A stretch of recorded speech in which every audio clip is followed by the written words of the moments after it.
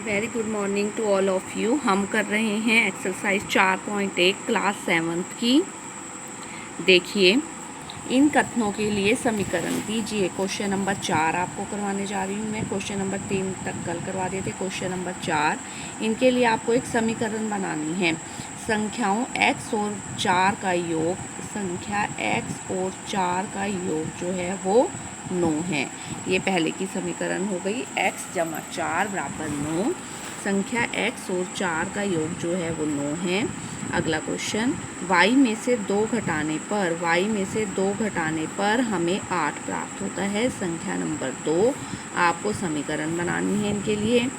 a का 10 गुना 70 है। a को हमने 10 से गुना कर दिया तो कितना आया? 70। a का 10 गुना 70 है। b को 5 से भाग देने पर 6 प्राप्त होता है। b को 5 से भाग देने पर 6 प्राप्त होता है। t का 3/4 जो है वो 15 है। t का 3/4 3/4 t बराबर 15। m का 7 गुना 7m और 7 का योगफल आपको 77 देता है। ठीक है, m का 7 गुना और 7 का योगफल आपको 77 देता है। एक संख्या x की चौथाई ऋण 1/4 ऋण आपको 4 देती है। यदि आप y के 6 गुने में से 6 घटाएं, y का 6 गुना, उसमें से आपको क्या घटाना है? 6, तो आपको 60 प्राप्त होता है। आपको कितना मिलता है? 60। यदि आप z के 1/3 में से z का 1/3 में 3 जोड़ें तो आपको 30 प्राप्त होता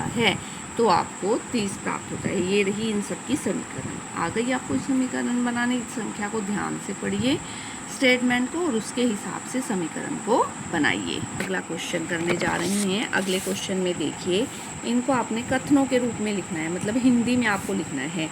p में 4 जोड़ने पर 15 प्राप्त होता है। p में 4 जोड़ने पर 15 प्राप्त होता है, पहली समीकरण। m में से 7 घटाने पर 3 प्राप्त होता है।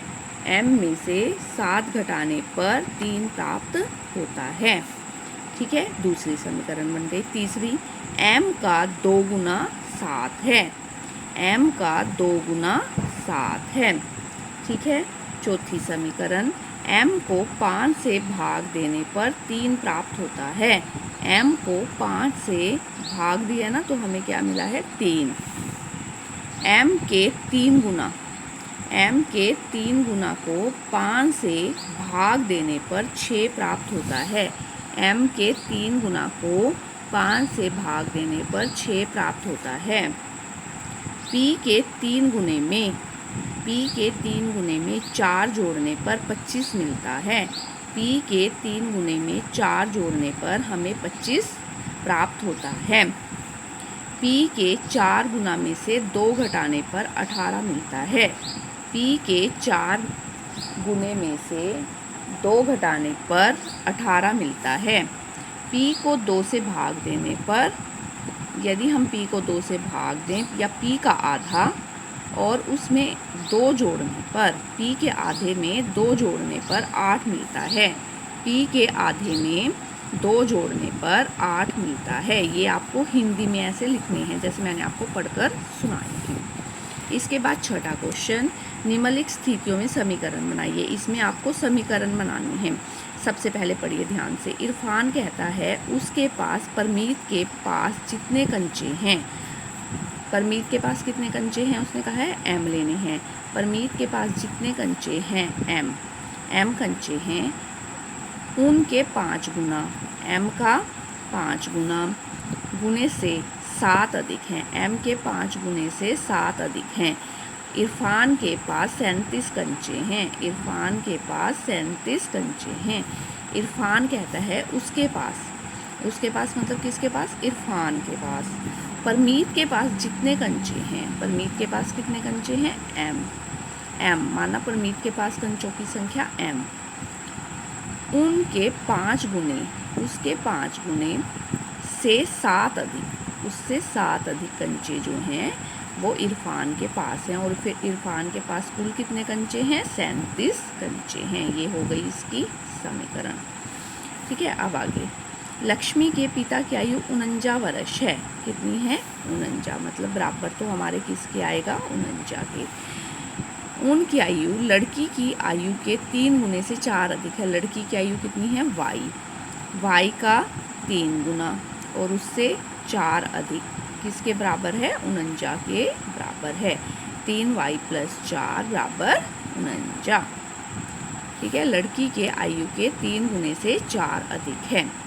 इसके बाद अध्यापिका बताती है कि उसकी कक्षा में एक विद्यार्थी द्वारा प्राप्त किए गए अधिकतम अंक प्राप्त किए गए न्यूनतम अंक का दुगना धन, मतलब दुगना धन 7, धन मतलब जमा 7 है। प्राप्त किए गए अधिकतम अंक 87 हैं। प्राप्त किए गए अधिकतम अंक कितने हैं? 87 हैं। और न्यूनतम अंक कितने हैं? l का दुगना धन 7 बराबर जो है वो 87 है। l का दुगना और उसमें अगर हम 7 जोड़ दें तो वो 87 है। तो न्यूनतम अंक कितने हैं? l हैं। एक समद्विबाहु त्रिभुज में, समद्विबाहु जिसकी 2 भुजाएं बराबर हों, समद्विबाहु समान 2 भुजाएं, शीर्ष कोण प्रत्येक आधार का दुगना है। आधार कोण का दुगना है। ठीक है, ये आधार कोण है। ये एक त्रिभुज है समद्विबाहु जिसकी 2 भुजाएं बराबर हैं, ये और ये 2 भुजाएं इसकी बराबर हैं। जो शीर्ष का कोण है वो आधार का कोण का, आधार कोण कितने हैं? b है, ये भी b है, आधार कोण हो गए b। और आधार कोण का दुगना ये वाला कोण कितने का है? 2b का। तो b + b + 2b बराबर 180। त्रिभुज के तीनों कोणों का योग जो है वो 180 होता है। ठीक है, b + b + 2b = 180 डिग्री। या इसको आप सोल्व भी कर सकते हैं। b + b + 2b बराबर 180 डिग्री, 4b बराबर 180 डिग्री। ये आपकी समीकरण बन गई, या ऐसे भी लिख सकते हैं। अगर आपको वीडियो पसंद आई है तो आप चैनल को ज़रूर सब्सक्राइब कीजिए, बेल आइकन दबा दीजिए ताकि आगे आने वाली वीडियो की नोटिफिकेशन आ सके। Thanks for watching, thanks for liking, thanks for sharing also.